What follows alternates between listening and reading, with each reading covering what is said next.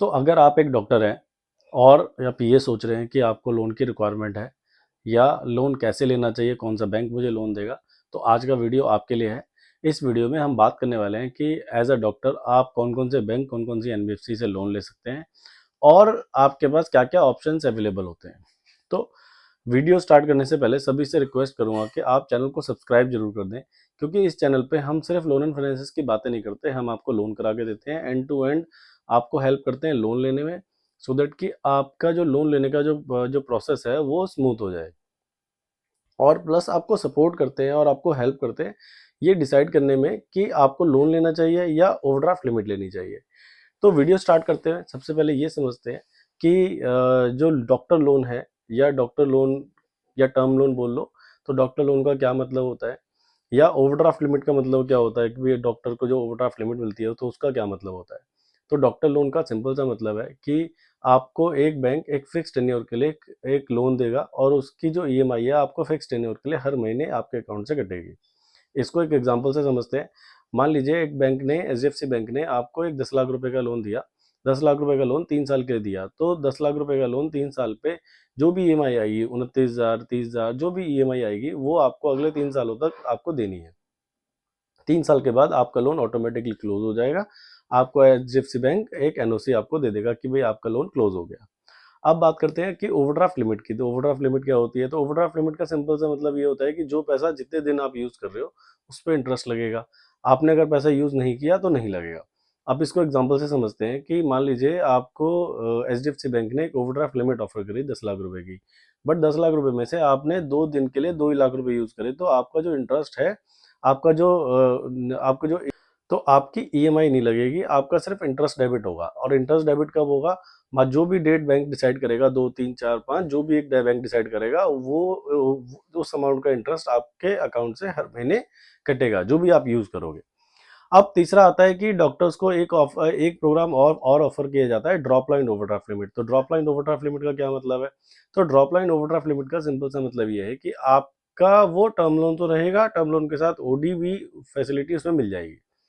तो इसको एक एग्जांपल से समझते हैं, इजी होगा समझने में।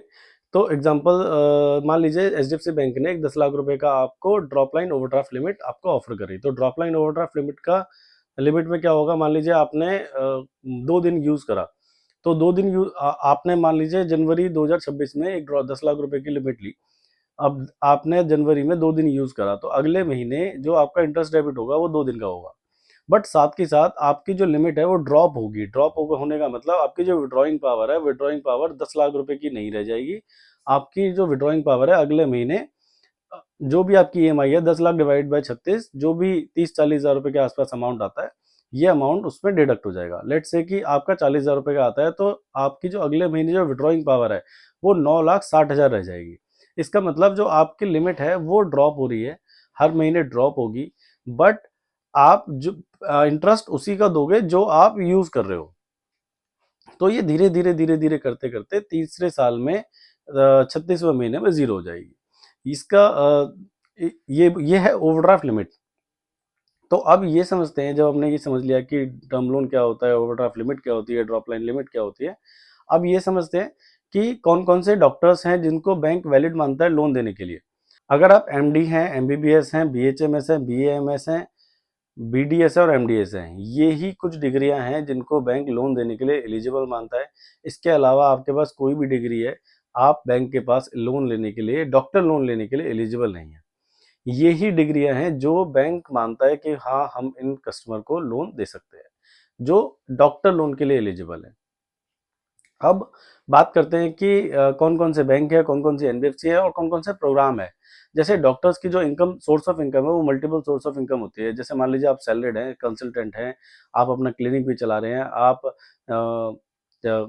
ये ऑन विजिट भी जा रहे हैं, आप एक हॉस्पिटल भी रन कर सकते हैं। तो ये जो चीज़ें मैंने बताई, ये सारी की सारी चीज़ें डॉक्टर्स को अलाउ हैं और डॉक्टर्स कर सकते हैं।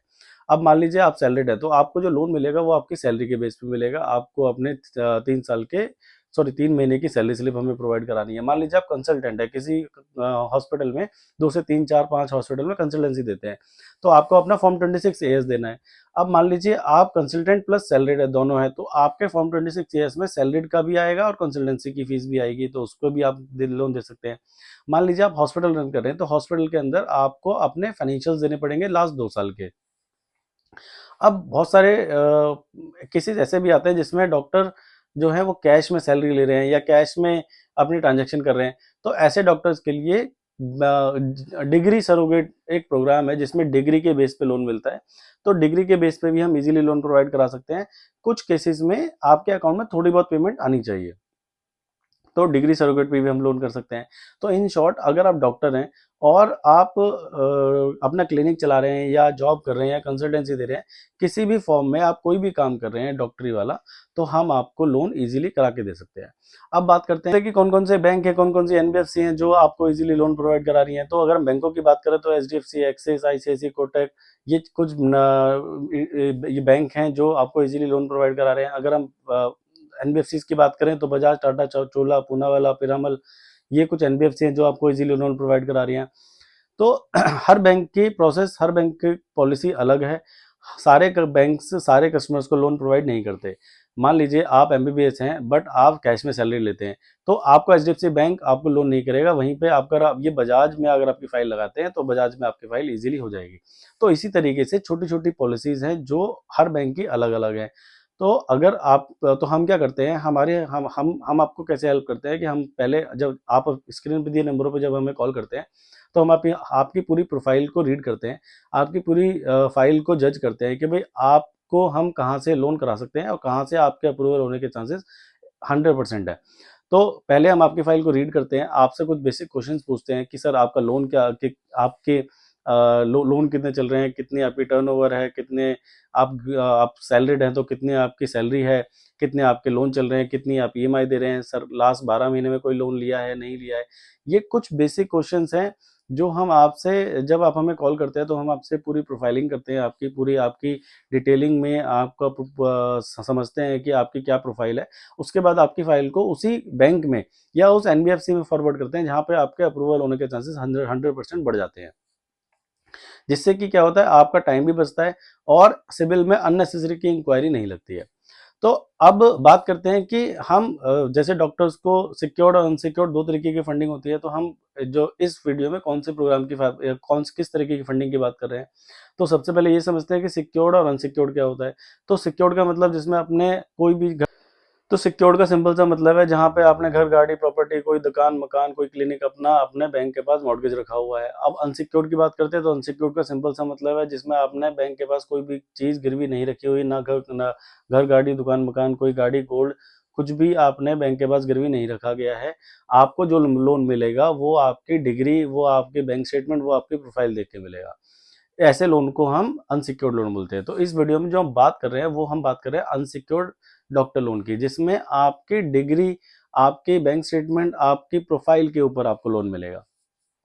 तो अब वीडियो को आगे बढ़ाते हैं। अब ये समझते हैं कि मान लीजिए आपको डॉक्टर लोन लेना है तो आपको क्या करना है। तो अगर आपको डॉक्टर लोन की रिक्वायरमेंट है तो आपको स्क्रीन पे दिए नंबरों पे कॉल करना है। स्क्रीन पे दिए नंबरों पे कॉल करके आपको हमें अपनी प्रोफाइल बतानी है कि आप एमबीबीएस हैं, एमडी हैं, बीडीएस है, एमडीएस है, बीएचएमएस है, बीएएमएस है। इनमें से कोई भी प्रोफाइल आपकी हो सकती है। आप हमें पूरी प्रोफाइल बताइए, कितने लोन चल रहे हैं, कितनी ईएमआई चल रही है, कितना आपने डिग्री कब करी थी। ये कुछ बेसिक डिटेल्स जब आप हमें बताते हैं तो हम आपको एक बेसिक बैंकों के नाम या एनबीएफसी के नाम बता देते हैं, सर आपकी फाइल यहाँ से अप्रूवल होने के चांसेस 100% है, और फिर आपकी फाइल उसी बैंक में आपको फॉरवर्ड करते हैं।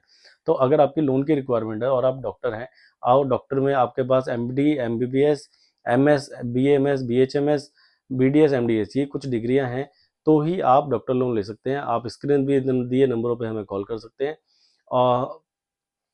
और पैन इंडिया हमारी सर्विस अवेलेबल है। पैन इंडिया में आप दिल्ली से, मुंबई से हैं, चेन्नई से हैं, कोलकाता से हैं, महाराष्ट्र से हैं, आप मध्य प्रदेश से हैं, उत्तर प्रदेश से हैं, राजस्थान से हैं, या हरियाणा से हैं, या कोलकाता से हैं, आप कहीं से भी हैं, आपको लोन आपकी लोकेशन, आपके नियरेस्ट ब्रांच से ही कराया जाएगा। ऑनलाइन पूरा प्रोसेस है, आपको कहीं आने की कोई ज़रूरत नहीं है, आपको पूरा प्रोसेस ऑनलाइन कराया जाएगा। तो आज के लिए इस वीडियो में इतना ही। तो आज के लिए इस वीडियो में इतना ही। कल हम दोबारा इसी चैनल पे दोबारा मिलेंगे एक नए टॉपिक, एक नए बैंक के साथ। तब तक के लिए नमस्कार, धन्यवाद। और तब तक के लिए अगर आपको रिक्वायरमेंट हो तो आप हमें कॉल कर सकते हो।